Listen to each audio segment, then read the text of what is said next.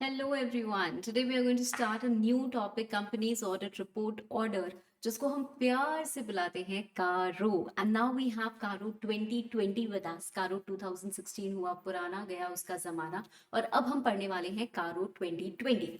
But before I start with CARO 2020, आप सबको basic चीजें तो पता ही है कारो के बारे में, है ना. 4 पैराग्राफ्स होते हैं भाई. अभी मैं बताऊंगी, नहीं पता है तो कोई टेंशन वाली बात नहीं है, सब चीजें बताऊंगी.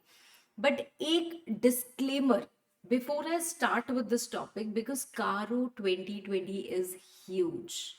पैरा 3 में जो 21 क्लॉजेस हैं उसमें इमेंस नॉलेज दी हुई है. मतलब आपसे इतनी वास्ट इंफॉर्मेशन मांगी जा रही है. एंड फॉर्चुनेटली बोलो या अनफॉर्चुनेटली बोलो, somehow I disagree with the curriculum, but हमारे इंस्टीट्यूट ने जो मटेरियल डिजाइन किया है वो एकदम, मैं क्या बोलूँ, मतलब ऐसा भी नहीं है कि वो नया है. ऐसा नहीं है कि वो पूरा कारो 2020 को ले रहा है, वो कारो 2016 को पूरा अमेंड करके लेके आया. नहीं, उसमें बहुत सारी चीजें पुरानी है. तो भाई पुरानी तो हम पढ़ नहीं सकते, तो उसको तो हमने अमेंड कर दिया है. ठीक है, तो जहां पे भी हमें चेंजेस दिखे हैं वहां पे हमने चेंजेस कर दिए हैं. ठीक है, आपको पढ़ने नए ही हैं, ये मत सोचना कि अरे मैम बुक में पुराना दिया है, आप तो फिक्स्ड एसेट, आप तो बोल रहे हो कि प्रॉपर्टी प्लांट एंड इक्विपमेंट बोलो, वहां पे तो वो फिक्स्ड एसेट बोल रहे हैं. नहीं, तो आपको वही पढ़ना है जो मैं आपको दे रही हूँ. ठीक है. सेकेंडली, पॉइंट ये है कि of all the 21 clauses, institute doesn't want us to have that in-depth information of all the clauses. मतलब इंस्टीट्यूट की एक्सपेक्टेशन फ्रॉम अस स्टूडेंट्स क्या है कि आपको पता हो कि कारो 2020 है क्या, उसकी एप्लीकेबिलिटी किस पे होती है, एंड आपको एक ब्रीफ आइडिया हो कि हाँ इसमें 21 क्लॉजेस होते हैं, इस पे भी रिपोर्टिंग होती है, इस पे भी रिपोर्टिंग होती है, इस पे भी रिपोर्टिंग होती है, इस पे भी पूछा जाता है, ये है वो है वो है. पर कुछ पॉइंट्स में आपको पता हो कि इसके अंदर क्या रिपोर्ट किया जाता है. तो अकॉर्डिंगली उन्होंने जो अपना करिकुलम और सिलेबस इस कारो का डिफाइन किया हुआ है, वो ही मैं आपको कन्वे करूंगी, वो ही मैं आपको पढ़ाऊंगी. राइट. तो इस कारो 2020 का अगर आपका और कहीं पे भी यूज हो तो प्लीज इंश्योर कि आप कंप्लीट कारो 2020 पढ़ें. ये कारो जो मैं आपको पढ़ा रही हूँ, although I have made it in such a manner कि आपको क्लैरिटी मिले कि कहाँ पे मैम ने पढ़ाया है, कहाँ पे मैम ने नहीं पढ़ाया है. ठीक है, कुछ पॉइंट्स को मैंने छोटा किया. अब जैसे ही आपको दिखेगा ये वाला हमारा क्लॉज, तो यहाँ पे मैंने सिर्फ इंटरनल ऑडिट सिस्टम लिखा है. Why? Because it's not included in a study mat.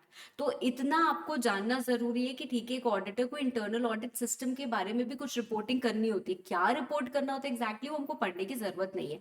ठीक है, तो जैसे यहाँ पे लास्ट के भी जो क्लॉजेस हैं, इन सब पे मैंने सिर्फ लिखा हुआ है. मैं आपको सबका आइडिया दूंगी, सारी चीजें बताऊंगी, बहुत शॉर्ट में बताऊंगी, जहां जरूरत ही नहीं है.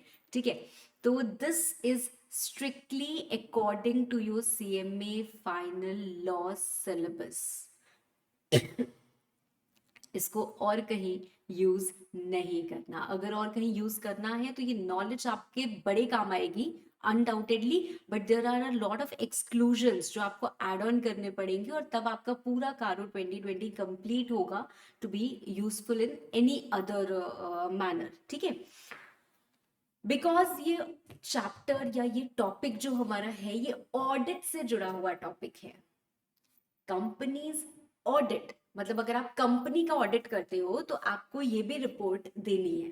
क्या मैम सब लोग देते हैं ऐसी रिपोर्ट? हाँ बिल्कुल सब लोग देते हैं. मैं आपको लेके चलती हूँ. रिलायंस की जो इंडिपेंडेंट ऑडिट रिपोर्ट है, जो एनुअल रिपोर्ट आती है ना, उसमें सब चीजें होती है. हमारे पास बोर्ड्स रिपोर्ट होती है, इंडिपेंडेंट ऑडिट रिपोर्ट होती है, सारी एक एक करके सारी लाइन से रिपोर्ट्स होती है. तो उसी में जो आप इंडिपेंडेंट ऑडिट रिपोर्ट निकालते हो ना, तो उसमें आपको देखो ये चीजें मिलेंगी. ये जो आपको रिपोर्टिंग दिख रही है ना, ये आपका क्लॉज पैराग्राफ 3 का क्या कहते हैं, हमारा क्लॉज है. ठीक है, ये 1 2 3 4 5. अभी मैं आपको जब इसको पढ़ाऊंगी और फिर इसको दिखाऊंगी तो आपको पता चलेगा कि अच्छा हाँ मैम ये तो सेम रिपोर्टिंग कर रहे हैं. तो हर कंपनी, ठीक है, ये रिपोर्ट भी बनाती है. मतलब मैम कंपनी रिपोर्ट बनाती है? नहीं. You know that statutory audit is mandatory.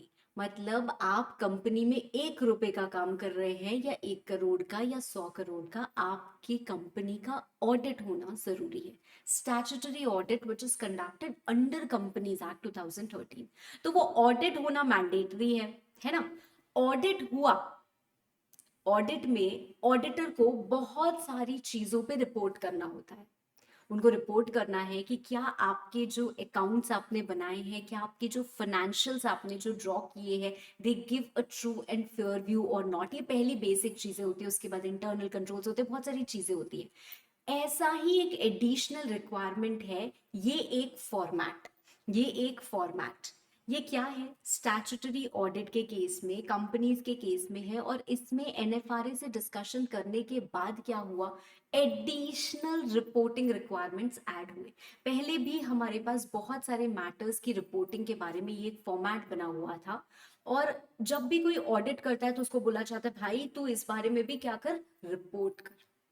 कैसी रिपोर्ट कर, कि फिक्स्ड एसेट कंपनी दिखा रही है कि उनके फाइनेंशियल स्टेटमेंट्स में इतने फिक्स्ड एसेट्स हैं, कि ये फिक्स्ड एसेट्स सच में हैं या ये ऐसे ही दिखा रही है बस ऑन बुक्स है, क्या फिजिकली वो प्रेजेंट है भी या नहीं है। तो इस टाइप की छोटी छोटी रिपोर्टिंग हमें एज एन ऑडिटर करनी होती है। ठीक है, एज एन ऑडिटर करनी होती है। पहले भी हमारे पास कारो 2016 में बहुत सारे मैटर्स थे, but now it has been replaced with CARO 2020 which has brought about changes in certain clauses and brought about a lot of new clauses as well। तो बहुत सारे हमारे और एडिशनल रिपोर्टिंग रिक्वायरमेंट्स बढ़ गए हैं। पर्पस या इंटेंशन अगर आप समझो कारो 2020 का, तो क्या है, सिंपली जो रिपोर्टिंग की क्वालिटी है वो और इम्प्रूव करना, ताकि स्टेक होल्डर्स को और बेनिफिट मिले। ठीक है, तो ऑडिटर का काम बढ़ गया है, इन शॉर्ट आप ये समझ सकते हो। पर ये कारो रिपोर्टिंग हर कंपनी पे एप्लीकेबल नहीं होती। If you are doing internship anywhere, तो अगर आपने कहीं कोई ऑडिट किया है तो यू वुड प्रोबेबली अंडरस्टैंड कि जब हम ऑडिट करते हैं तो भाई हम रिपोर्ट्स बनाते हैं, तो कहीं हम कारो में रिपोर्टिंग करते हैं, एक सेट फॉर्मेट होता है हर फर्म में। जहां पे भी आप जाओगे ना, you will find a set format. Okay, तो आपको वहां पे क्या करनी है, बस रिपोर्ट्स मतलब भरनी है कि हाँ ऐसा है, अगर ये है तो ये डिस्क्रिपेंसी उसमें वर्किंग्स आपके है, रिमार्क्स है, सबका कॉलम बना हुआ है। तो सारे फर्म्स क्या करते हैं, अपने स्टैंडर्ड्स बना के रखते हैं, अपनी स्टैंडर्ड फॉर्मेट बना के रखते हैं। Format is given but they get it typed, और उसको ऊपर अपने लेटर हेड वगैरह जैसे भी करके बना के रखते हैं। तो उसमें आपको क्या करना है, रिपोर्ट करना है। तो कुछ में हम करते हैं, कुछ में हम नहीं करते हैं। पहली बात आती है अबाउट द कारो एप्लीकेबिलिटी, दैट कारो is applicable on which type of audits या विच कंपनीज एंड नॉट, किस कंपनीज में एग्जेम्प्टेड है कि हाँ चलो कारो की रिपोर्टिंग हमको नहीं करनी है। बट देन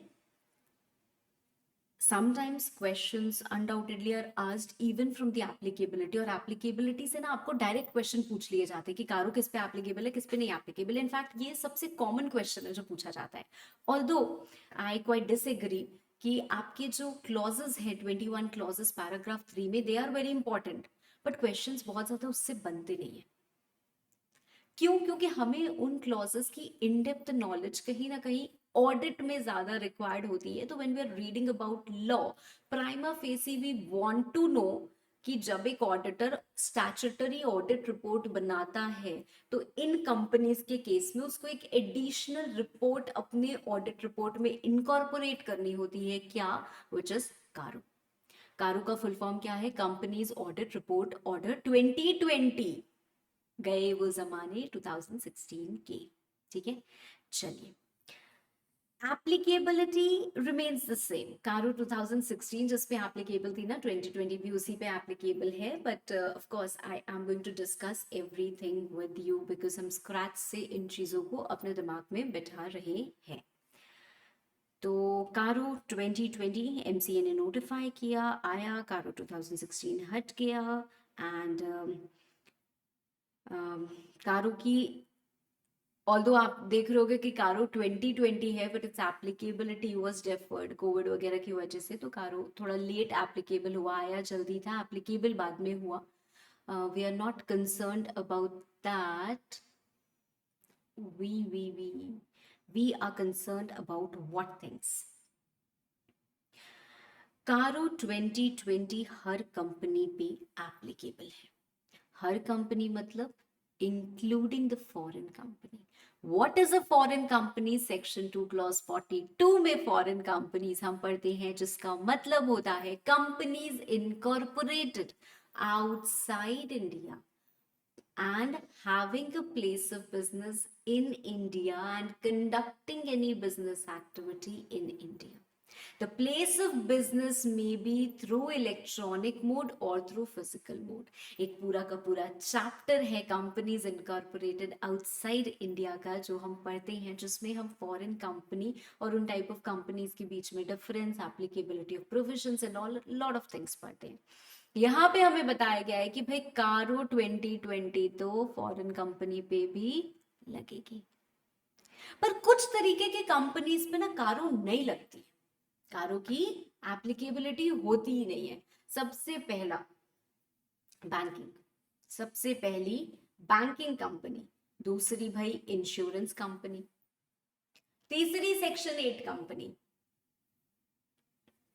पहली बैंकिंग कंपनी, दूसरी इंश्योरेंस कंपनी, तीसरी section 8 company. You know what a section 8 company, जो not for profit making companies होती हैं हमारी, उनको हम सेक्शन 8 कंपनी, क्योंकि उनका सेक्शन क्या है, गवर्निंग सेक्शन है सेक्शन 8 ऑफ कंपनीज एक्ट 2013। ठीक है, तो लिखा भी हुआ है ब्रैकेट में that companies registered with charitable objects.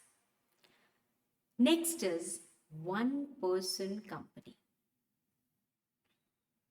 One person company क्या होती है? जिसमें सिर्फ एक ही मेंबर होता है। हम सबको पता है कि जब भी कंपनीज एक्ट के तहत हम इनकॉर्पोरेशन करते हैं, so company may be formed as a private company, as a public company और as one person company with just one member.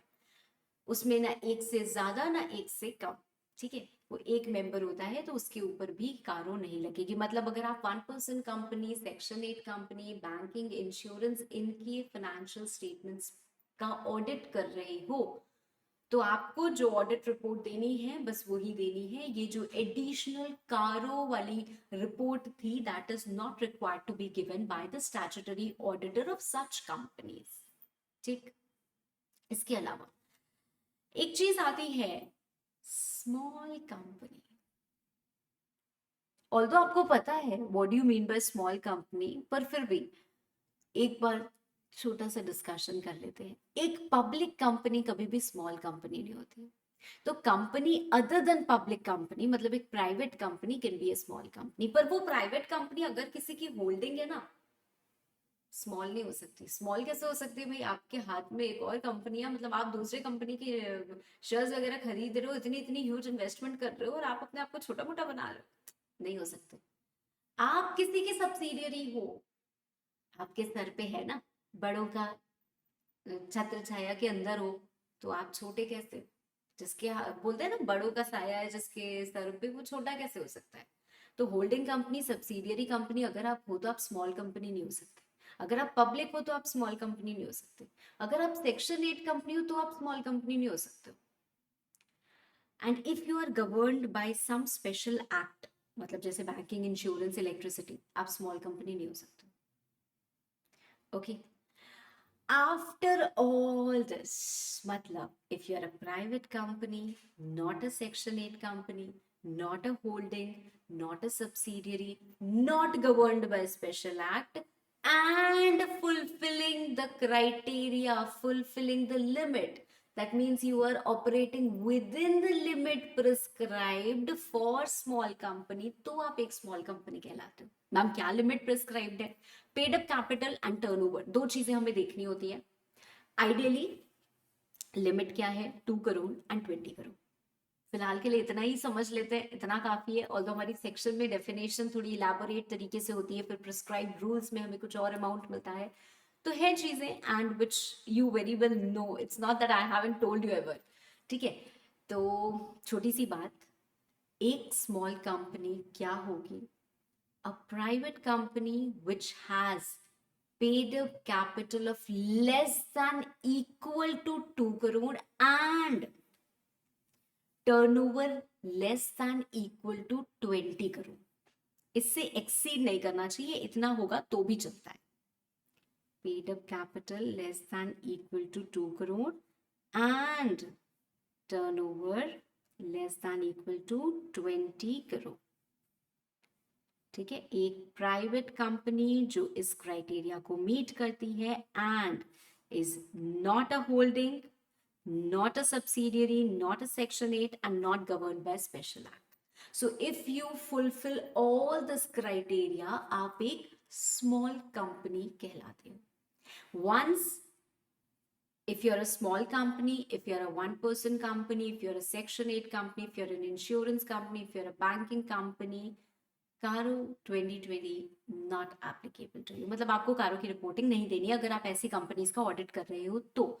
इसके अलावा एक चीज भाई और आती है, वो है प्राइवेट कंपनीज के केस में। अब प्राइवेट कंपनीज, ऐसा नहीं है सारी प्राइवेट कंपनीज कारो 2020 के जी जंजाल से एकदम बाहर निकल जाती है, नहीं, उनको देखना पड़ता है कि भाई ये सारी चीजें अगर पूरी करोगे तो आप इस रिपोर्टिंग से बच सकते हो। कौन सी सारी चीजें पूरी करनी होगी? पहली बात, आप किसी भी पब्लिक कंपनी की होल्डिंग या सब्सिडियरी नहीं होने चाहिए। मतलब पब्लिक से आपका कोई वास्ता नहीं होना चाहिए, पब्लिक कंपनी से आप दूर होने चाहिए। दूसरी बात, आपका जो पेड अप कैपिटल है and reserves and surplus, it should not be more than 1 crore. Paid up capital plus free reserves less than equal to 1 CR, less than equal to 1 CR। एक private company which does not have total borrowings exceeding from 1 crore, exceeding 1 crore from bank या financial institution at any point of time, ये जो हम देख रहे हैं eight balance sheet date देख रहे हैं। दूसरा हम देखते हैं कि जो हमारी बोरोइंग्स हैं less than equal to 1 CR at any time during financial year. ठीक है, और तीसरा हमारा revenue, revenue should not exceed 10 crore. Revenue हम कैसे निकालते हैं? जो मतलब हमने शेड्यूल 3 में जब फाइनेंशियल्स बनाए हैं उसके हिसाब से जो रेवेन्यू डिस्क्लोज किया है, ठीक है, उस रेवेन्यू की हम बात कर रहे हैं। So revenue less than equal to 10 CR।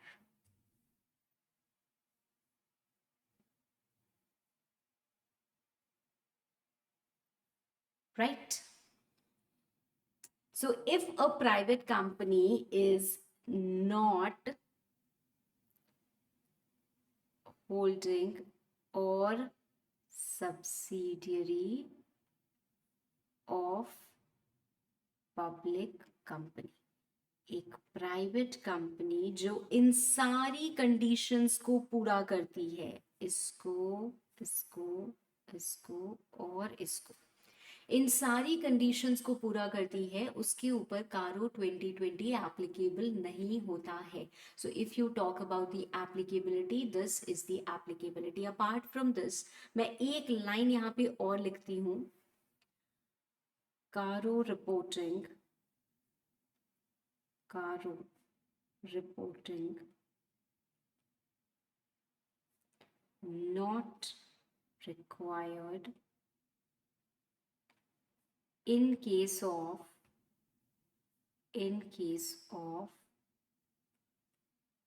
consolidated financial statements। जो हमारा पैरा 3 में क्लॉज 21 है ना, वो इसी बारे में है।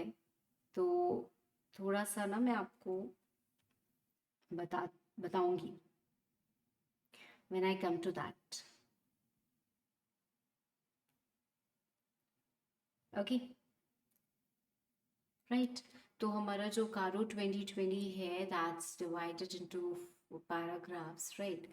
हमारा पैराग्राफ 3 जो है is the most important one. बाकी ये सब तो हम पढ़ ही रहे हैं और जो इन्फॉर्मेशन हमको बाकी पैराग्राफ्स में दी हुई है, but that's not very important. पर मैंने आपको बोला है, आपसे डायरेक्ट क्वेश्चन एग्जामिनेशन में एप्लीकेबिलिटी के रिस्पेक्ट में आ जाता है, तो आपको ध्यान रखना है, पूरी अच्छी से याद करके रखना है। अब पैराग्राफ 3 में आपके क्लॉजेस हैं, ठीक है। और 21 क्लॉजेस हमारे आते हैं, 21 मैटर्स हैं आप समझ लो, जिसके रिस्पेक्ट में एक ऑडिटर को रिपोर्ट करना होता है। मतलब अगर ऑडिटर ऑडिट कर रहा है तो उसको ये सारी चीजों का ध्यान रखना होगा, ये सारी चीजें पता करनी होगी, और उसके बाद ही आप रिपोर्टिंग कर पाओगे ना। अगर आप ध्यान नहीं रखोगे, अगर आप पता नहीं करोगे, तो आप रिपोर्ट कैसे करोगे? यस नो कुछ भी ऐसे ही लिख दोगे।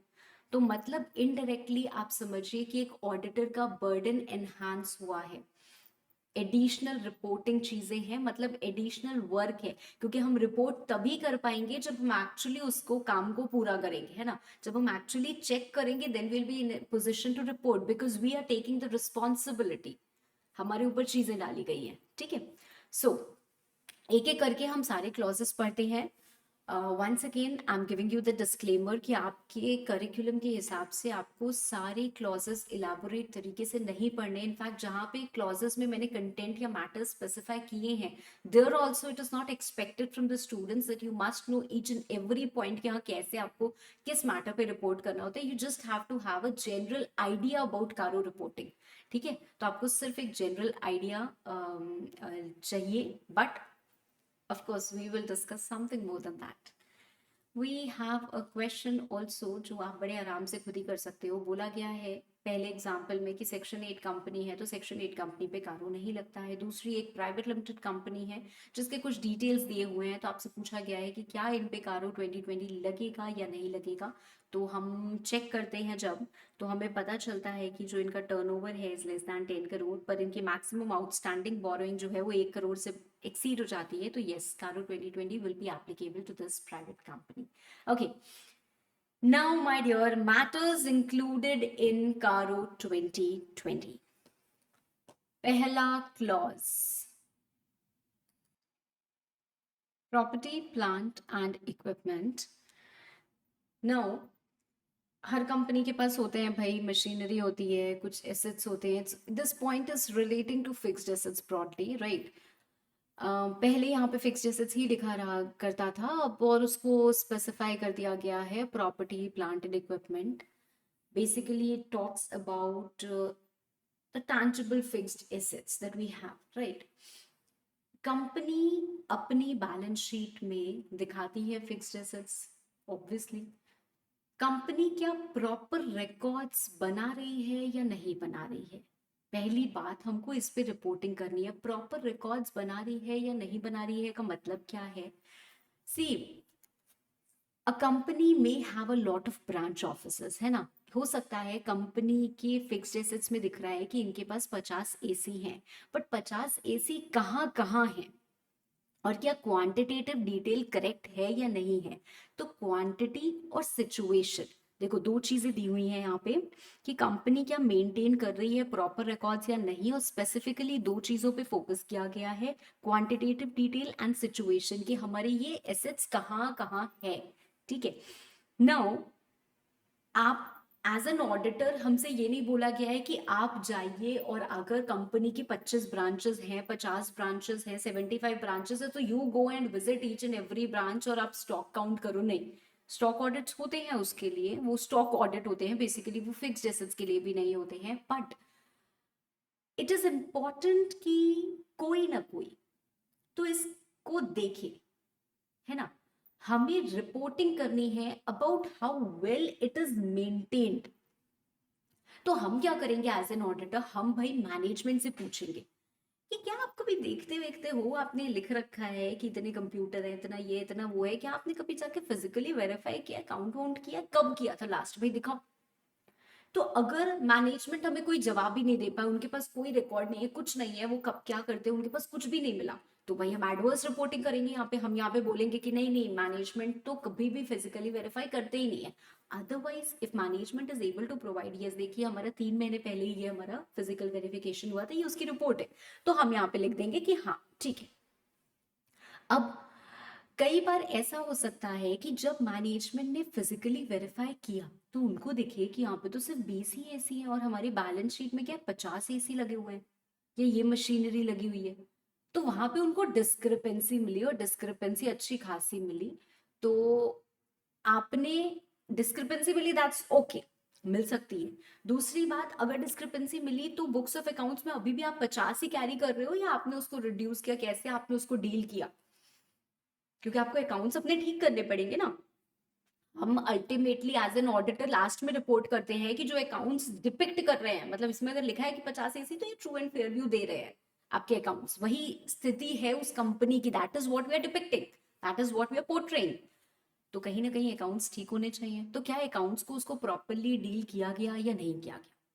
सबसे पहली बात हमने बोला कि क्या प्रॉपर रिकॉर्ड्स मेंटेन्ड है या नहीं है, क्या फिजिकल वेरिफिकेशन हुआ या नहीं हुआ, अगर वेरिफिकेशन हुआ तो क्या कोई मटेरियल डिस्क्रिपेंसी मिली, अगर मिली तो उसको अकाउंट्स में कैसे डील किया गया।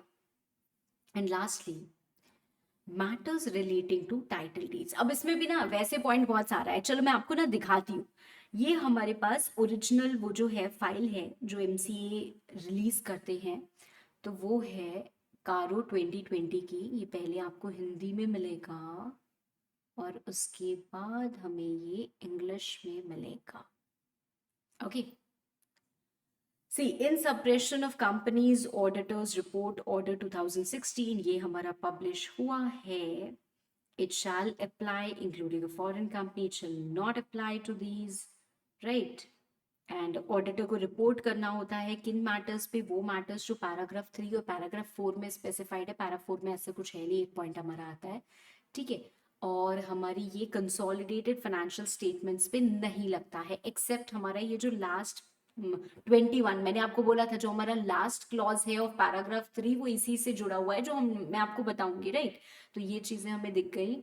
और matters to be included in auditor's report, अब हम क्या क्या इंक्लूड करते हैं, ये हमारा जो पहला आया पैराग्राफ 3, ये जो हमें पढ़ना है, तो ये जो हमारा पहला आया उसमें क्या है, डिटेल्स हो गया, प्रॉपर रिकॉर्ड्स मेंटेन कर रहे हो या नहीं कर रहे हो, फिजिकली वेरीफाई हुआ या नहीं हुआ, ठीक है। और भी चीजें हैं हमारी,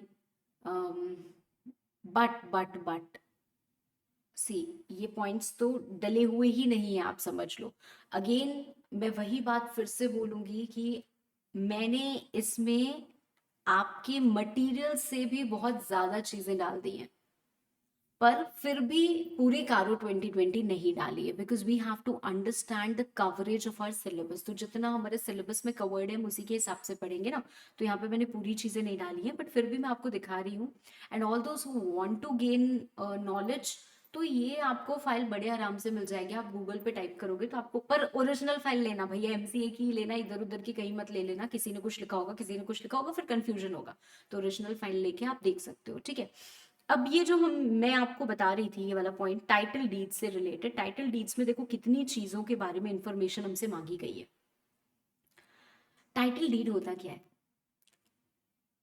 किसके नाम पे, title deed can be a chain deed also, right, किसके नाम पे प्रॉपर्टी है।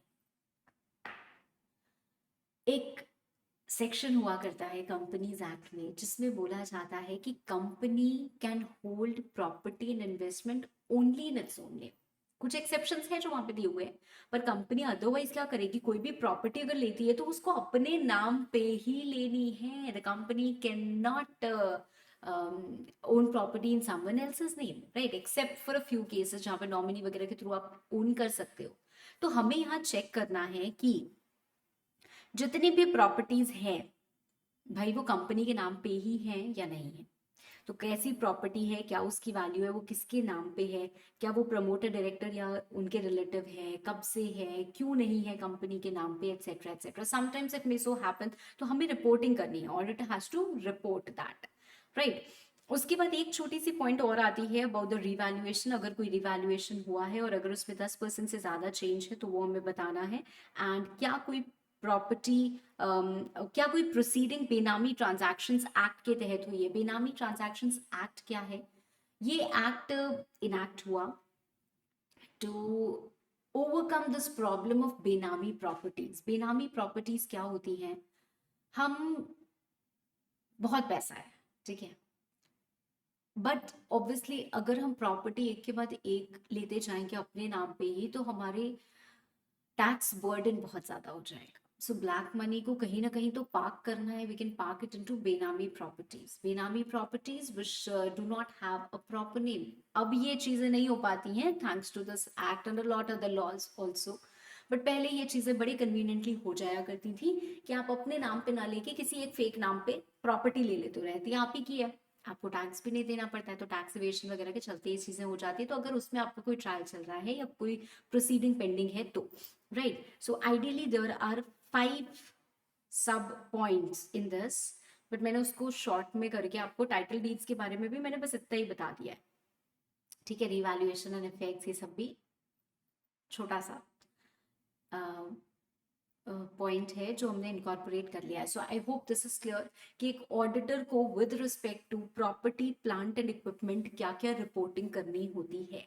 तो अगर आप अपने एग्जामिनेशन पर्सपेक्टिव से समझो तो आपको हाईलाइट करके रखना है, क्या हाईलाइट कर करके रखना है, physical verification, material discrepancy, same properly dealt, matters relating to title deeds, revaluation, ठीक है। एक चीज और लिख ही लीजिए आप यहाँ पे, benami, okay fine, we can move to the next clause. Next point पे हम बढ़ते हैं आगे, जो है हमारा इन्वेंट्री से जुड़ा हुआ। अब inventory, anyone who is dealing with the goods will have inventory. Business कैसे होता है, या तो सर्विस सेक्टर होता है या आपका गुड्स होते हैं, है ना, गुड्स सर्विसेज, यही दो चीजें तो होंगी। तो अगर आपके गुड्स हैं तो आपके पास इन्वेंट्री होगी, और इन्वेंट्री का तो भाई बहुत ज्यादा जरूरी होता है कि आप इन्वेंट्री को ट्रैक करो, इन्वेंट्री पे आपका प्रॉपर अच्छा कंट्रोल हो। तो पहली चीज फिजिकल वेरिफिकेशन हुआ है या नहीं हुआ है। दूसरी चीज, जो कवरेज एंड एप्रोप्रिएटनेस है ऑफ सच वेरिफिकेशन, वो एप्रोप्रिएट है कि नहीं है। देखो, एक होता है कि फिजिकल वेरिफिकेशन हमने किया, और एक होता है फिजिकल वेरिफिकेशन का कोरम पूरा किया। तो यहाँ पे हमें एक रिपोर्टिंग इससे जुड़ी हुई भी करनी है कि क्या वो एप्रोप्रिएट है या नहीं है, इसका कवरेज क्या एप्रोप्रिएट है या नहीं है, ठीक है।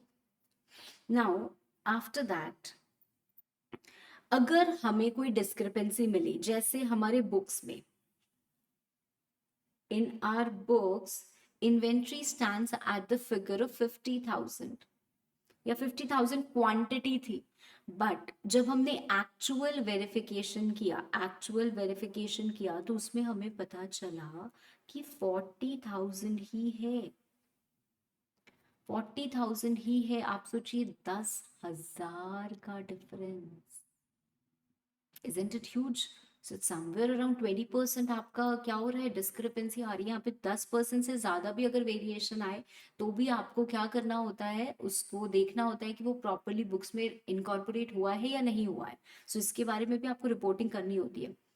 देखो, छोटा मोटा डिफरेंस आ ही जाता है स्टॉक काउंट में कहीं, बट दैट इज एक्सेप्टेबल, हम उसको एक्सेप्ट कर लेते हैं। बट अगर इतनी ज्यादा मटेरियल डिस्क्रिपेंसी है then this must be reported, and आपको ये भी बताना है पहले, देखो वेदर एनी डिस्क्रिपेंसी इतनी है या नहीं है, अगर है तो क्या वो प्रॉपरली बुक्स में डील हुई है या नहीं हुई है, ओके।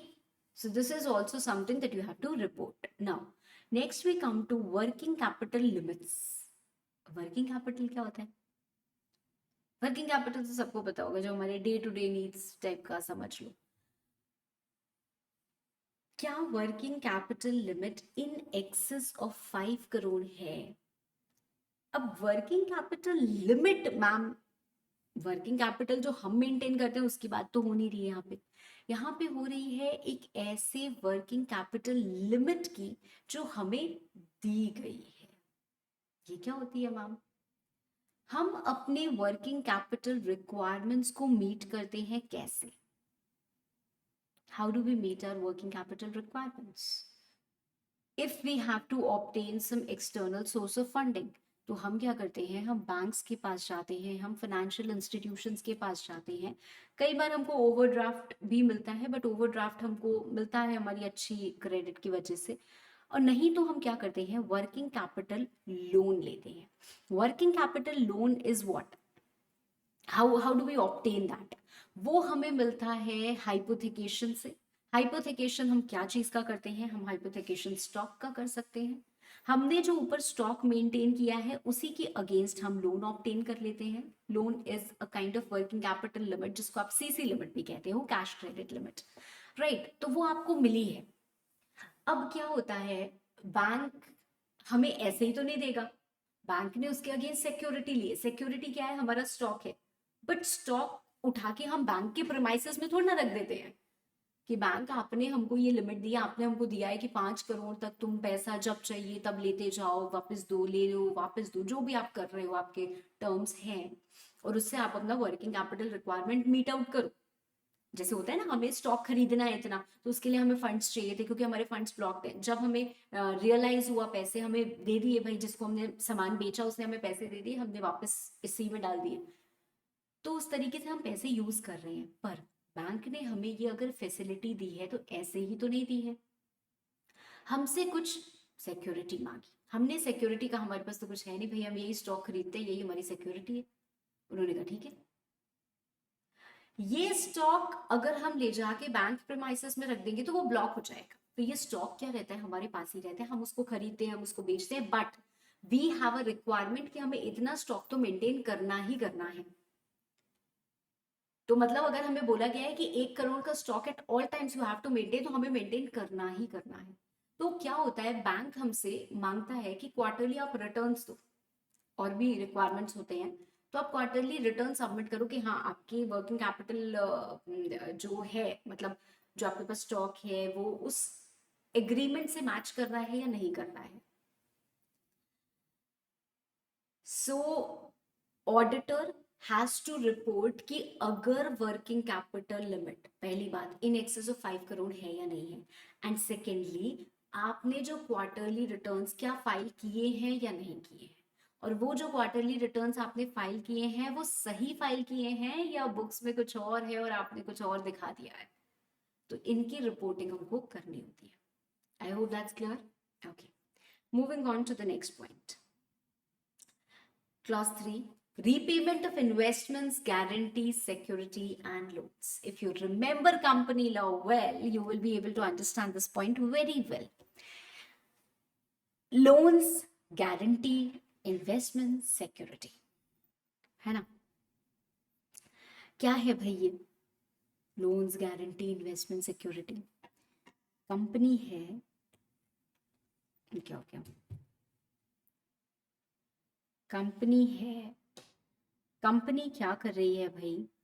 लोन दे रही है किसी को, ठीक है, या फिर किसी को लोन डायरेक्टली तो नहीं दे रही है, बट कहीं से उसको लोन मिला है, उसकी गारंटी दे रही है कि अगर ये पे नहीं करेगा तो मैं पे करूंगी, तो वो गारंटी दे सकती है, राइट।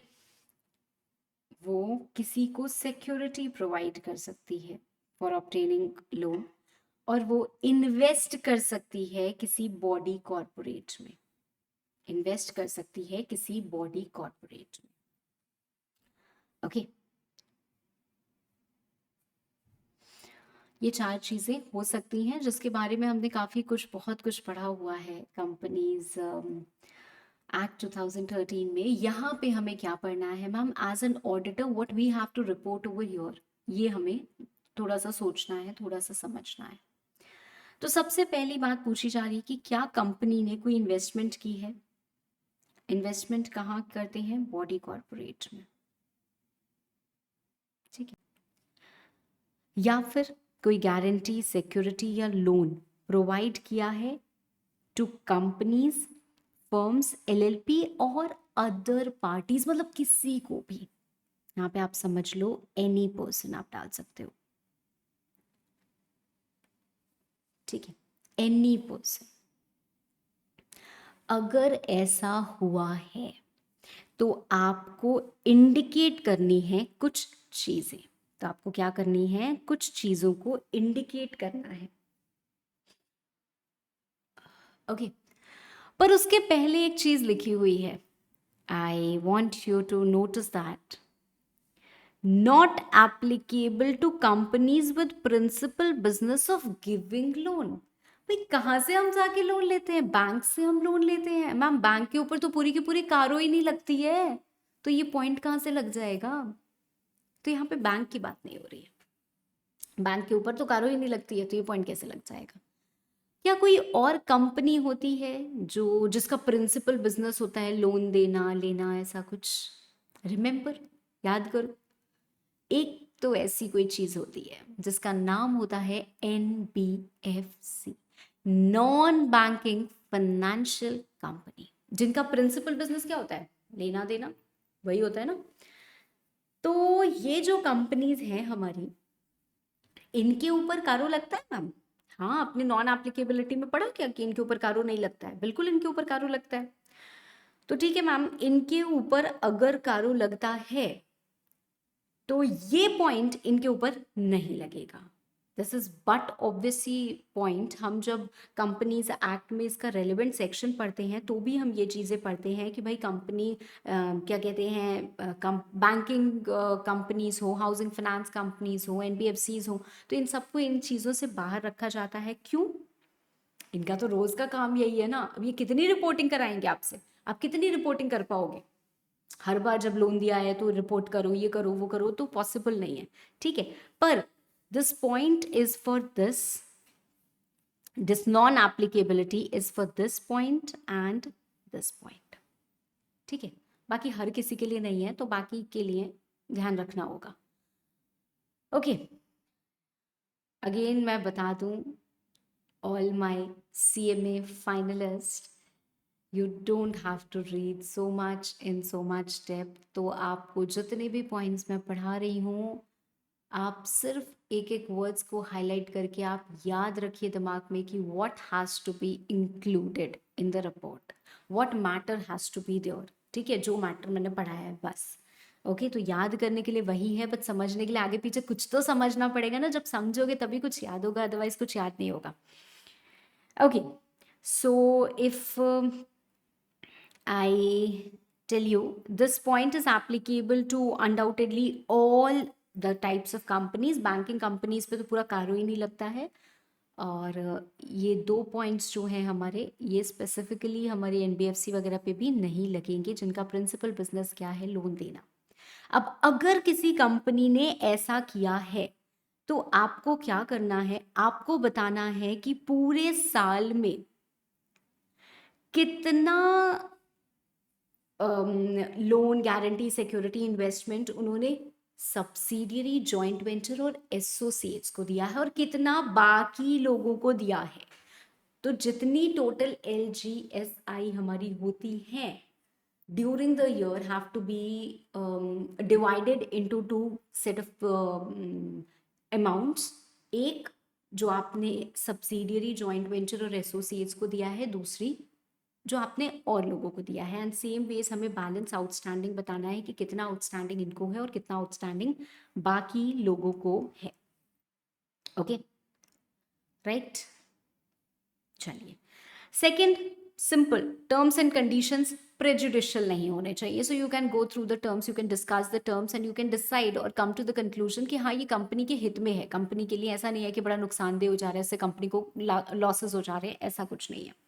थर्ड, रीपेमेंट शेड्यूल बना है कि नहीं हुआ है, और उसके हिसाब से रीपेमेंट या रिसीट्स जो हैं वो रेगुलर हैं या नहीं है।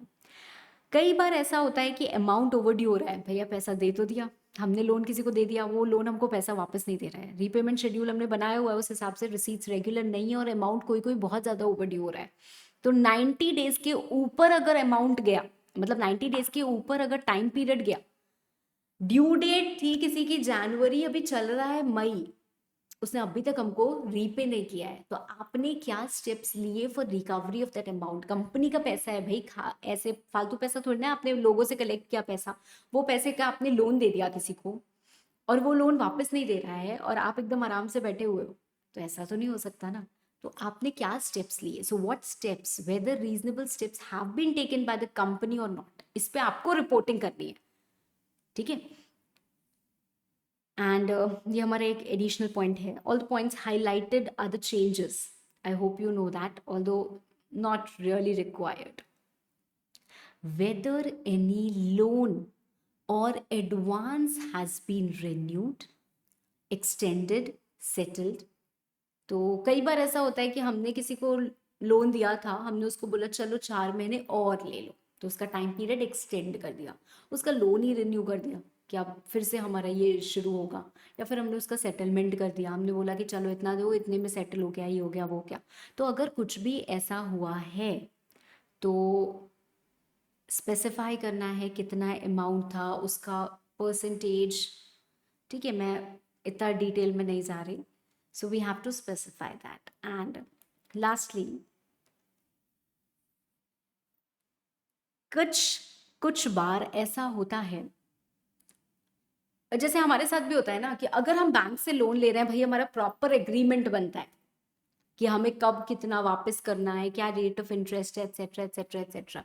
अब हमारे पास ऐसे एक दोस्त आया और हमने अपने दोस्त को अपनी प्रॉब्लम बताई कि भाई मैं तो बड़ा दुखी हूँ, बड़ी प्रॉब्लम चल रही है आजकल, वो क्लासेस लेने हैं, ये करना है, वो करना है, एकदम पॉकेट मनी खाली हो चुकी है, और 4 अटेम्प्ट हो चुके हैं, पेरेंट्स ने एकदम मना कर दिया, तो मैं क्या करूँ। तो उसने कहा अरे तेरा भाई जिंदा है भाई, कितने पैसे चाहिए बोल।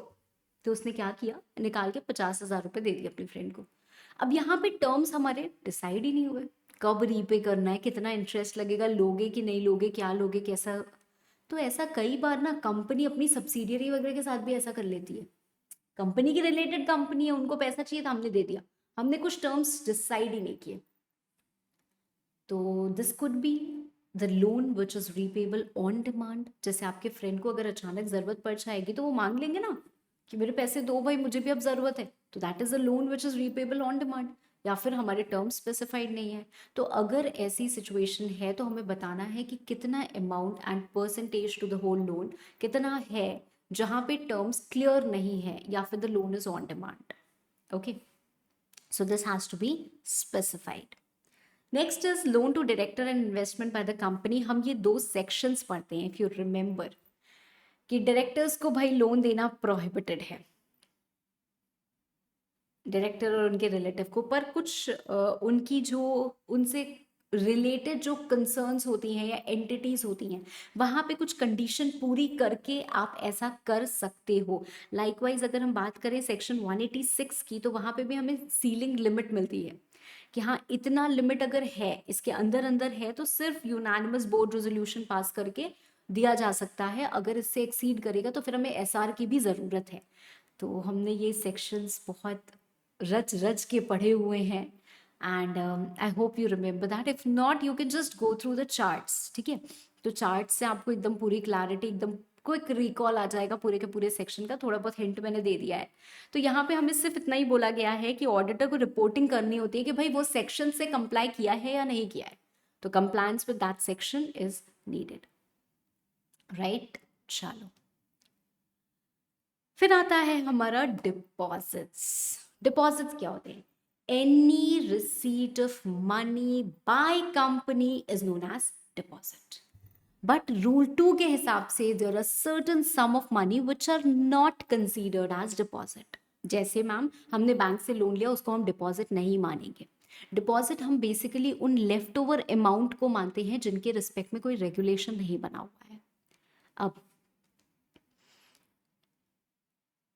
हमसे बोला गया है whether the following has been complied with. RBI ने कुछ डायरेक्टिव्स अगर इशू किए हैं तो वो कंप्लाई हुए हैं या नहीं हुए हैं। सेक्शन 73 टू 76, ये सेक्शंस क्या है ma'am? Acceptance of deposit by company. Company अगर एक प्राइवेट कंपनी है तो भाई वो सिर्फ और सिर्फ अपने मेंबर से डिपॉजिट ले सकती है। अगर पब्लिक कंपनी है तो चेक करना होता है क्या वो एलिजिबल पब्लिक कंपनी है या नहीं। अगर एलिजिबल पब्लिक कंपनी है तो वो अपने मेंबर्स से तो ले ही सकती है, पब्लिक से भी ले सकती है डिपॉजिट्स। एंड अदरवाइज एक नॉर्मल पब्लिक कंपनी सिर्फ मेंबर्स से ले सकती है। ठीक है, तो उनके पूरे के पूरे प्रोसीजर दिया हुआ है, कैसे करना है भाई, सर्कुलर इशू करना है, ये करना है, वो करना है, ऐसा लेना है, वैसा लेना है, सारा सेक्शन दिया हुआ है। तो क्या कंप्लायंस है या नहीं है, क्या कंप्लायंस है या नहीं है? Sometimes there could be an order, NCLT का, आरबीआई का, सीएलबी का अब ऑर्डर नहीं आता, बट ठीक है पहले का है तो यहाँ पे लिखा हुआ है। कोई अगर ऑर्डर पास हुआ है तो क्या उस ऑर्डर की कंप्लायंस हुई है या नहीं हुई है, और अगर इनकी कंप्लायंसेस नहीं हुई हैं तो कहाँ कॉन्ट्रावेंशन है वो हमें स्टेट करना होता है। Okay, fine ma'am. Next is cost records. Cost records, हर किसी को कॉस्ट रिकॉर्ड्स मेंटेन करने की ज़रूरत ही नहीं होती है। सेक्शन 148 है जो हमें बताता है, और वहाँ पे हमें कुछ, वहाँ पे तो हमें नहीं मिलता है, खैर कंपनीज एक्ट में हमको नहीं मिलता है, बट ठीक है, वी हैव स्पेसिफाइड इंडस्ट्रीज, अगर आप उसमें फॉल करते हो then you are also required to maintain the cost records. और अगर आप उस कैटेगरी में फॉल करते हो जहाँ पे आपको कॉस्ट रिकॉर्ड्स मेंटेन करने हैं, देन इट्स योर ड्यूटी, आपको बनाने ही है। तो ऑडिटर को रिपोर्ट करना होता है that whether they have maintained adequate cost records और नॉट। छोटा सा पॉइंट। नेक्स्ट है हमारा statutory dues. Statutory dues, statutory dues क्या क्या होते हैं? जीएसटी, प्रोविडेंट फंड जो आपने डिडक्ट किया आपको जमा करना होता है, ESIC you have to deposit, income tax, sales tax तो खैर वो हटा दो, service tax, custom, excise, cess या कोई भी और स्टैट्यूटरी ड्यूज होता है। तो ये हमें क्या करना होता है? डिपॉजिट करना होता है।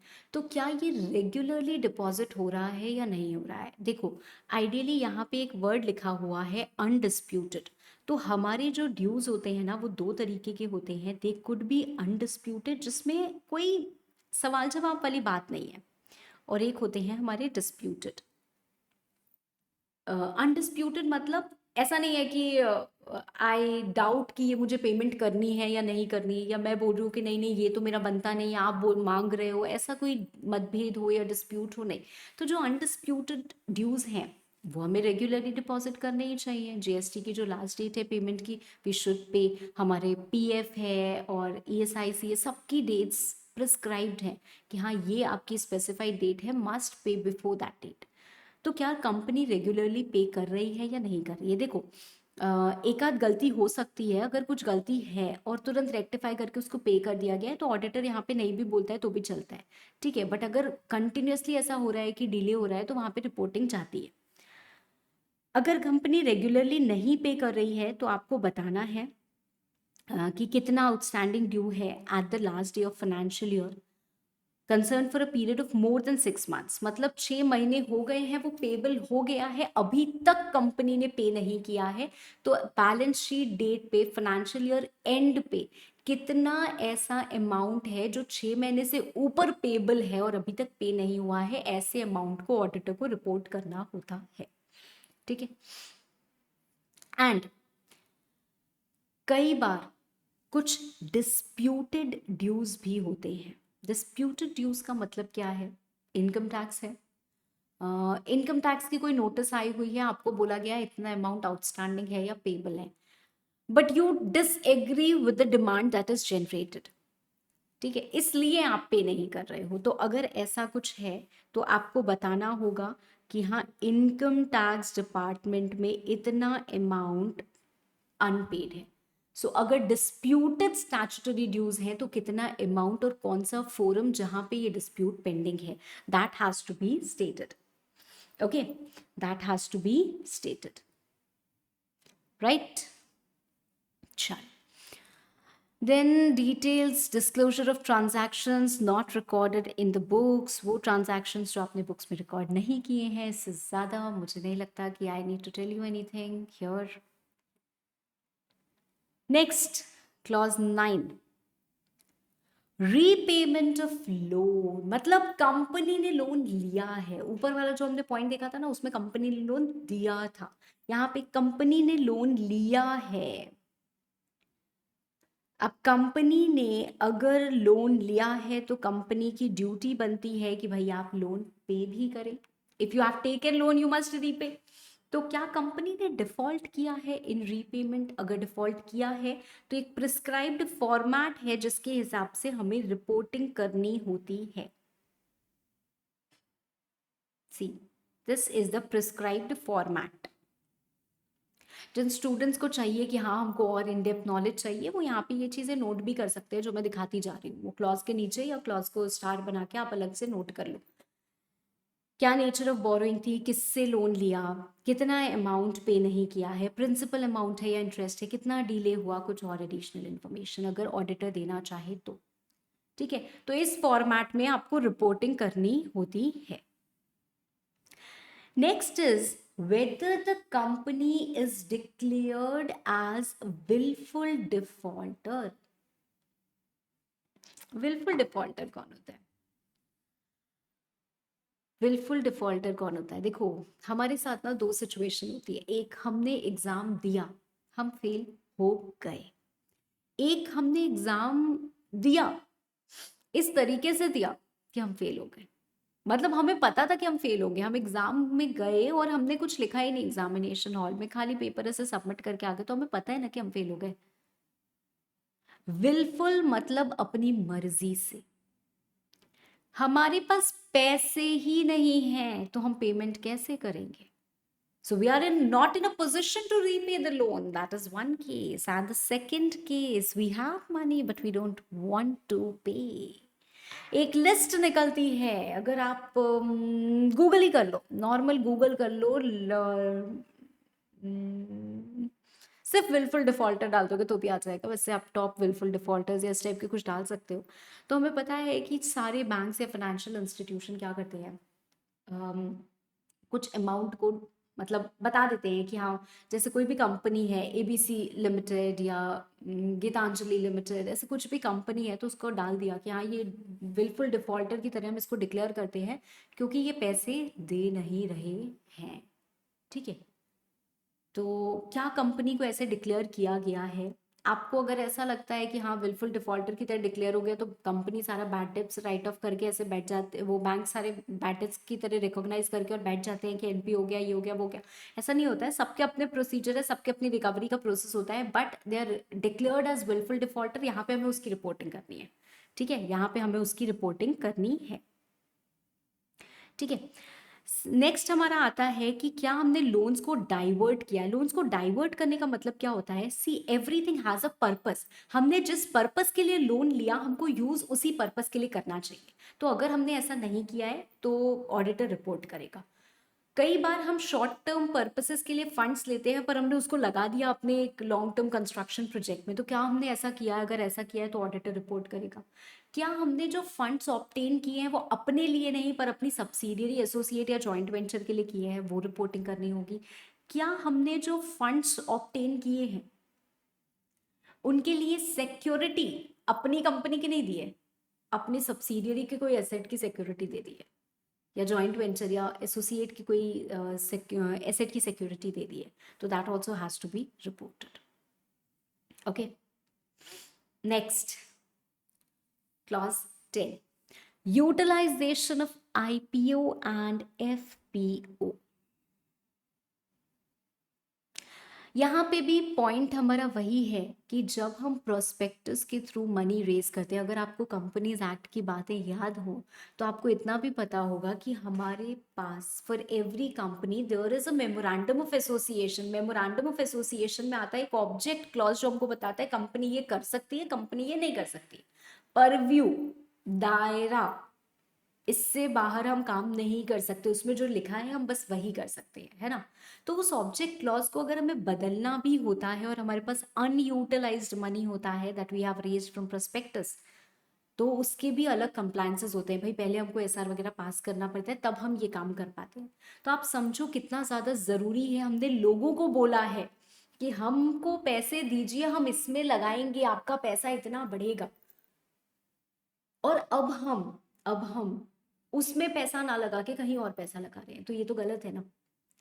तो जिस जिस पर्पस के लिए आपने पैसा रेज किया है पब्लिक से, whether it's initial public offer or further public offer, it could be including debt instruments, मतलब हमने शेयर्स इशू करके पैसा लिया या डिबेंचर्स इशू करके पैसा लिया, डजेंट मैटर, हमने पब्लिक से पैसे लिए हैं, राइट। और जिस पर्पस के लिए लिए हैं उसी पर्पस में हमें उसको यूटिलाइज करना चाहिए। एंड इफ नॉट, तो क्या डिफॉल्ट हुई है और कैसे हमने उसको सुधारा, कैसे हमने उसको चीज़ें रेक्टिफाई की, that has to be reported. Next comes, क्या कंपनी ने कोई प्रेफरेंशियल अलॉटमेंट या प्राइवेट प्लेसमेंट किया है पूरे साल में, और अगर किया है तो क्या सेक्शन 42 और 62 के कंप्लायंसेस को, मतलब के रिक्वायरमेंट्स को कंप्लाई किया है या नहीं किया है? First thing, what is section 42 and what is section 62? Section 42 तो प्राइवेट प्लेसमेंट का भी सेक्शन है। वी ऑल नो कि एक company, let's say I am talking about a public company, क्योंकि प्राइवेट कंपनी तो पब्लिक ऑफर ला ही नहीं सकती है, बट एक पब्लिक कंपनी प्राइवेट, वो पब्लिक ऑफर भी ला सकती है और प्राइवेट प्लेसमेंट भी कर सकती है। तो लेट्स से अगर मैं एक पब्लिक कंपनी की बात करती हूँ, तो public company can issue securities through public offer या फिर प्राइवेट प्लेसमेंट। प्राइवेट प्लेसमेंट है ना। प्राइवेट प्लेसमेंट में क्या होता है, हम आइडेंटिफाई करते हैं, वी सिलेक्ट सम पीपल। जैसे हो सकता है I might be someone who is very well interested, आप मेरे नोन हो, आप मुझे जानते हो कि हाँ मैं इंटरेस्टेड हूँ कि मैं 2-4 करोड़ रुपए किसी कंपनी में इन्वेस्ट करूँ, उसके शेयर्स खरीदूँ, तो आपने मुझे ऑफर दिया, you identified me and you gave me an offer. ठीक है, बड़े लोगों को आप ऑफर दे सकते हो, आप कोई बैंक को अप्रोच कर सकते हो, कोई बैंक को, कोई फाइनेंशियल इंस्टीट्यूशन को ऑफर दे सकते हो। तो हम, आपने मुझे ऑफर दिया, यू आइडेंटिफाइड मी, आपने ऐसे 10 लोगों को आइडेंटिफाई किया, उनको ऑफर दिया और उन्होंने आपके शेयर्स को सब्सक्राइब कर लिया। That is what private placement of shares, private placement of securities, right. तो ऐसा हो सकता है। अगर ऐसा होता है तो हमारे पास एक सेक्शन है, सेक्शन 42, जो पूरा का पूरा हमें डिटेल्ड प्रोसीजर बताता है कि करना है तो कैसे करना है। प्राइवेट प्लेसमेंट, ऑफर लेटर आप भेजते हो, राइट। उसके बाद एक्सेप्टेंस होती है, कैसे चीज़ें होती है, कैसे पैसे कलेक्ट हो सकते हैं, क्या हो सकता है, the whole process is given. तो वो सेक्शन का कंप्लायंस होना चाहिए अगर कंपनी ने ऐसा कुछ किया है तो। सेकेंडली आता है preferential allotment. Although preferential allotment is exactly like private placement. Preferential allotment कोई पब्लिक ऑफर नहीं है, वो भी प्राइवेट प्लेसमेंट है, और प्रेफरेंशियल अलॉटमेंट भी आपको यही प्रोसीजर फॉलो करके करना होता है, पर उसका एसेंस थोड़ा सा अलग हो जाता है। उसको मेंशन किया गया है सेक्शन नंबर 62 में। सेक्शन 62 हमें ये कहता है कि जब भी कंपनी को फर्दर शेयर्स इशू करने हैं, सबसे पहले आप अपने एग्जिस्टिंग शेयर होल्डर्स को ऑफर दीजिए in proportion to their share holding. हाँ मैम, हमेशा तो ऐसा नहीं होता है। ऐसा इसलिए नहीं होता है क्योंकि उसके नीचे और पॉइंट्स आते हैं। पॉइंट्स और क्या आते हैं कि अगर आपको ऐसा नहीं करना है तो आप उनकी परमिशन लीजिए, और परमिशन लेके आप प्रेफरेंशियल अलॉटमेंट भी कर सकते हो। प्रेफरेंशियल अलॉटमेंट मतलब हम किसी को प्रेफरेंस देंगे। हम किसको प्रेफरेंस देते हैं? जिसको हम जानते हैं। हम किसको जानते हैं? हमारे डायरेक्टर्स को, हमारे प्रमोटर्स को। तो उनको प्रेफरेंस देके हम उन्हीं को शेयर्स अलॉट कर देते हैं, पर हम कब करेंगे? जब हम मेंबर्स से पूछ लेते हैं, ठीक है। तो वो अपना प्रोसीजर है, फॉलो करके सेक्शन 62 को फॉलो करके आप प्रेफरेंशियल अलॉटमेंट कर सकते हो। प्रेफरेंशियल अलॉटमेंट करने के लिए अल्टीमेटली सेक्शन 42 में ही जाना पड़ता है। पर अगर ऐसा कुछ किया है तो इन दोनों सेक्शंस को माना गया है या नहीं माना गया है। ओके, काफी डिटेल हो गया। चलो नेक्स्ट क्लॉज हमारा, रिपोर्टिंग ऑफ फ्रॉड। ऑडिटर की ड्यूटी होती है भाई, फ्रॉड पता चलेगा तो रिपोर्ट करना ही करना है, और अगर फ्रॉड 1 करोड़ या उससे ज्यादा होता है तो हमें रिपोर्टिंग करनी होती है। इफ यू रिमेंबर दैट, अभी अभी पढ़ा है तो याद ही होगा, है ना। तो क्या कोई ऐसी रिपोर्टिंग हुई है? क्या कोई और फ्रॉड आइडेंटिफाई हुआ है? ठीक है, क्या कोई फ्रॉड हुआ है जो आपने नोटिस किया हो या जो आपने रिपोर्ट किया हो, ऐसा कुछ है? और दूसरी बात, ये एक एडिशनल पॉइंट, क्या auditor has considered whistle blower complaints? इसके लिए ऑल्दो एक विजिल मैकेनिज्म वगैरह भी कुछ कंपनीज में बनता है। होता क्या है इसमें मैम? विसल ब्लोअर मतलब सिंपल, कोई भी पर्सन क्या कर सकता है? रिपोर्ट कर सकता है कि ये प्रॉब्लम है, इसने ये गलत किया है। इसके अगेंस्ट इसका एक पूरा प्रॉपर फोरम होता है, ठीक है। ये बनाया गया है ताकि लोग एंकरेज हों और आके ओपनली ऐसी चीज़ों को की कंप्लेंट रेज करें ताकि एडिक्वेट एक्शन लिया जाए. But it's not that it comes to an auditor. Auditor को लोग आके थोड़ा ना बताते हैं कि अरे आप तो ऑडिट करते हैं ना, आप एक काम करिए मैनेजमेंट का भी ऑडिट करिए, ये ना ये कर रहा है, वो ना वो कर रहा है. नहीं, पर ऑडिटर हैज टू एंश्योर कि हाँ विसल ब्लोअर की अगर कोई complaints during the year I हैं तो आपने उसको कैसे डील किया. तो मैनेजमेंट से वो पूछते हैं और उसके बाद उस पर रिपोर्टिंग करते हैं. ठीक है, आपने विजन मैकेनिज्म पढ़ा है, so you know that who is responsible, audit committee is responsible for that, वो सारी चीज़ें होती हैं. बट यहाँ पे इट्स नॉट रिक्वायर्ड, तो मैं उतना ज़्यादा आपको इन डेप्थ बोल नहीं रही हूँ. ठीक है, नेक्स्ट हम बढ़ते हैं Nidhi companies. We have read a proper separate chapter for Nidhi companies और हमें ये चीज़ें पता है. We very well know these requirements of Nidhi companies, है ना. निधि कंपनीज क्या होता है, इट्स टू प्रमोट सेविंग्स, है ना. मेंबर्स जो होते हैं उनके वही यहाँ पे आ सकते हैं, वही यहाँ पे डिपॉजिट वगैरह कर सकते हैं. तो मेंबर्स के बीच में सेविंग्स को प्रमोट करने के लिए इस टाइप की कंपनीज होती हैं और इनके कुछ रिक्वायरमेंट्स होते हैं. बेसिक रिक्वायरमेंट्स जो हैं, कौन से बेसिक रिक्वायरमेंट्स की आपका जो नेट ओन फंड्स और डिपॉजिट का रेशियो होता है 1:20 से ज़्यादा नहीं होना चाहिए. मतलब the maximum deposit that you can accept should be 20 times of your net own funds. It can not be more than that. तो वो रिक्वायरमेंट पे यहाँ पे ऑडिटर को भी रिपोर्ट करना है कि हाँ वो कंप्लायंस है. दूसरा, निधि कंपनी 10% अनएनकम्बर्ड टर्म डिपॉजिट में रखेगी, तो इसका भी रिपोर्टिंग क्या करना होगा, ऑडिटर को करना होगा. तीसरा, निधि कंपनी ने कोई डिफॉल्ट नहीं किया है इंटरेस्ट और प्रिंसिपल की रीपेमेंट में ऑफ डिपॉजिट्स. इन तीन चीजों की रिपोर्टिंग के लिए ऑडिटर को जिम्मेदार ठहरा दिया गया कि ऑडिटर अब कारों में आपको इसकी भी रिपोर्टिंग करनी पड़ेगी. Okay, so auditor has to report this as well. Fine, ma'am. Next is related party transaction. Related party transaction अगर हो रहा है, सेक्शन बनाया है भाई लॉ मेकर्स ने इतना मेहनत से, तो आप उसको कंप्लाई करिए बस. और कंप्लायंस की रिपोर्टिंग करते हैं ऑडिटर. इंटरनल ऑडिट सिस्टम पे भी चीजें हैं. नॉन कैश ट्रांजैक्शन, एक सेक्शन पढ़ा था सेक्शन 192, याद नहीं है ma'am. Same non cash transaction means what, जिसमें कैश इन्वॉल्व नहीं है. डायरेक्टर से हमने कुछ खरीद लिया, डायरेक्टर से हमने उनकी सेकंड हैंड कार खरीद ली और बदले में उनको अपनी एक बिल्डिंग दे दी. छोटी सी बिल्डिंग थी या छोटा सा लैंड था, दे दिया. ये क्या हो गया, non cash transaction, barter exchange type वाला ट्रांजैक्शन हो गया. किसके साथ हुआ, डायरेक्टर के साथ हुआ. अगर ऐसा कुछ होता है तो सेक्शन 192 हमको बताता है कि आपको क्या क्या करना है और कैसे कैसे करना है. So we, it is important that we comply with the section of 192. तो बस इतना ही याद रखना है, बाकी सेक्शन तो पड़ा हुआ है ही ना. चलिए next, registration under RBI. Registration under RBI क्या है ये. एनबीएफसी को आरबीआई एक्ट के तहत रजिस्ट्रेशन कराना मैंडेटरी होता है. तो क्या ये रजिस्ट्रेशन ऑब्टेन किया हुआ है या नहीं है, मतलब this point is with respect to NBFC. और किसी के लिए पॉइंट है ही नहीं, क्योंकि हम एनबीएफसी के रजिस्ट्रेशन की बात कर रहे हैं, तो ये बाकी कंपनीज के लिए नहीं है.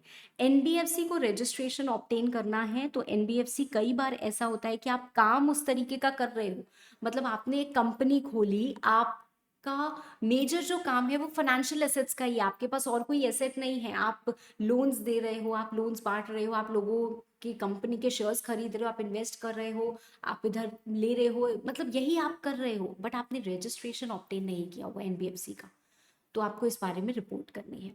दूसरी बात, whether the company has conducted any non-banking financial or housing financial activities without a valid certificate of registration. Point number 1 से ही कनेक्टेड है कि अगर आपके पास रजिस्ट्रेशन सर्टिफिकेट नहीं है तो क्या आप ऐसे काम कर रहे हो, बिना सर्टिफिकेट के कर रहे हो, तो दैट उसकी रिपोर्टिंग करनी है. और उसके बाद क्या लिखा है मैम, क्या कंपनी एक सीआईसी है, और whether the group has more than one CIC as the part of the group connected, मतलब हमारे सब जो एसोसिएट्स वगैरह हैं उन सब में क्या एक से ज़्यादा सीआईसी है, ऐसा पूछा गया है. अब सवाल ये उठता है कि ये सीआईसी है क्या. What do you mean by core investment company.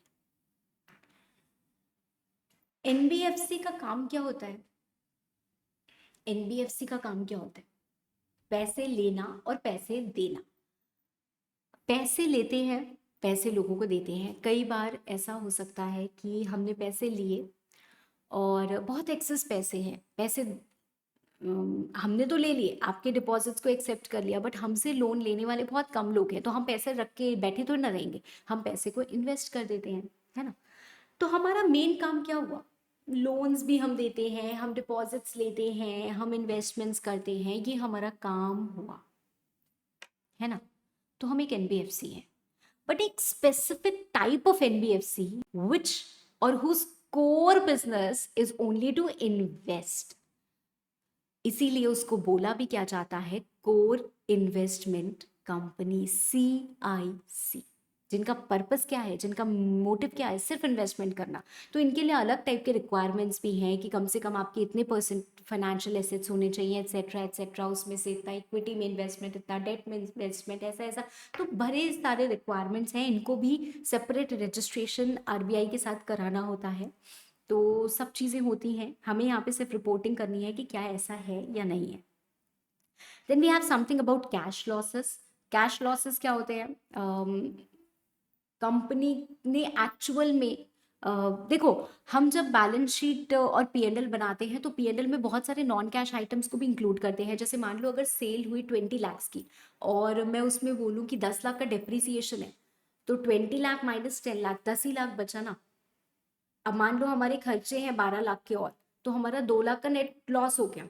पर अगर हम डेप्रिसिएशन हटा दें तो हमें एक्चुअल में क्या हुआ है? प्रॉफिट हुआ है। तो यहाँ पे कैश लॉस हुआ है या नहीं हुआ है, ये हम आइडेंटिफाई नहीं कर पाएंगे। तो वो सारी चीजें हैं जो उसकी रिपोर्टिंग होती है। रेजिग्नेशन ऑफ स्टैट्यूटरी ऑडिटर्स, अगर उन्होंने रिजाइन किया है तो उसके बारे में कुछ रिपोर्टिंग है। Capability of company meeting its liabilities, मतलब at the balance sheet date, ये कहीं ना कहीं गोइंग कंसर्न से भी रिलेटेड है कि हाँ, आज की सिचुएशन में कंपनी इतनी सॉल्वेंट है, कंपनी इतनी कैपेबल है कि वो फ्यूचर में अपनी चीज़ों को मीट आउट कर पाएगी। And then we have transfer amount remaining unspent, ये हमारा CSR से रिलेटेड है। CSR में रिसेंटली कुछ चेंजेस आए थे, और चेंजेस में क्या था? पहले हमें ये बोला जाता था कि हर साल आपको क्या करना है? इतना स्पेंड करना है। अब हमको बोला गया है कि आप अच्छे प्रोजेक्ट्स में पैसे लगाइए, डजेंट मैटर कि उसी साल में आपका सारा खर्च हो जाना चाहिए।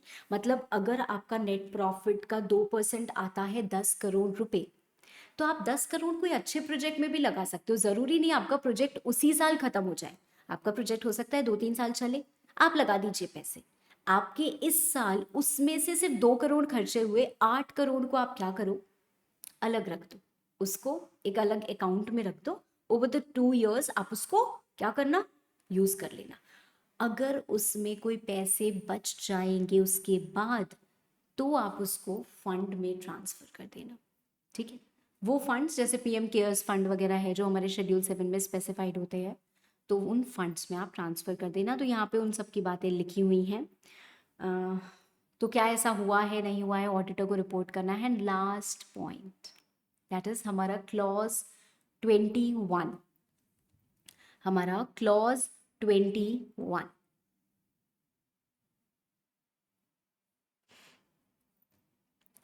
Report with adverse remarks to be indicated. मतलब हमारे पास एक होल्डिंग कंपनी है और इसकी मान लेते हैं 3 सब्सिडियरी है, ठीक है। इनकी 3 सब्सिडियरीज हैं। अब इन सबको मिला के क्या बनेगा? एक कंसोलिडेटेड फाइनेंशियल स्टेटमेंट्स बनेंगे। यहाँ पे कारों की रिपोर्टिंग थी, यहाँ पे कारों की रिपोर्टिंग थी, यहाँ पे कारों, यहाँ पे कारों। CFS में तो कारों की रिपोर्टिंग लगती नहीं है ना। CFS में कारों की रिपोर्टिंग लगती नहीं, वो हमने ऊपर ही पढ़ लिया कि कंसोलिडेटेड फाइनेंशियल स्टेटमेंट्स में नो कारो रिपोर्टिंग इज रिक्वायर्ड। पर ये जो कारों की रिपोर्टिंग हुई है, क्या इसमें कोई एडवर्स रिमार्क था? whether there have been any qualification or adverse remarks by the respective auditors in Caro of the companies included in CFS. मतलब जब होल्डिंग कंपनी कंसोलिडेट करी अपनी 3 सब्सिडियरी को, तो इन 3 सब्सिडियरी के रिस्पेक्टिव स्टैट्यूटरी ऑडिटर ने जो कारो की रिपोर्टिंग की है, क्या उस कारो की रिपोर्टिंग में कोई एडवर्स रिमार्क है, कोई क्वालिफिकेशन है? अगर है तो आप उसके डिटेल्स इंडिकेट करिए विद द पैराग्राफ नंबर कि हाँ यहाँ पे ये क्वालिफिकेशन है। तो आपको अपनी कंसोलिडेटेड जो आप करोगे फाइनेंशियल्स वो करोगे, वहाँ पे आपको ये रिपोर्टिंग देनी पड़ेगी। ये और कुछ नहीं है, this is just the comparison कि पहले क्या था और क्या नहीं था। ऑल्दो जहाँ पे येस लिखा हुआ है ना कि हाँ ठीक है, कारो 2016 में ये चीज़ें थी, उसमें भी काफ़ी चीज़ों में जैसे यहाँ चेंज आया है, तो वहाँ पे चेंजेस भी आए हैं। बट जहाँ नो लिखा हुआ है, these are all absolutely new points which have been incorporated. Okay, so I hope you have got the clarity about CARO 2020। और बहुत बड़ा सा टॉपिक नहीं है, बड़ा छोटा सा हमारा टॉपिक है, और क्वेश्चंस भी हमको डायरेक्ट टाइप के ही आते हैं फॉर योर एग्जाम्स। ठीक है, ऑब्जेक्टिव आ सकते हैं, तो उसके लिए तो हम तैयार रहेंगे ही। तो अच्छे से इसको गो थ्रू करना है, इसमें हर एक मैटर में आपको चीज़ों को हाईलाइट करके रखना है कि हाँ मुझे इसमें ये क्रिस्प पॉइंट्स पता होने चाहिए और याद होने चाहिए। ठीक है, बाकी तो अगर कुछ आएगा तो हम इलाबोरेट करेंगे ही करेंगे, है ना। चलिए, थैंक यू।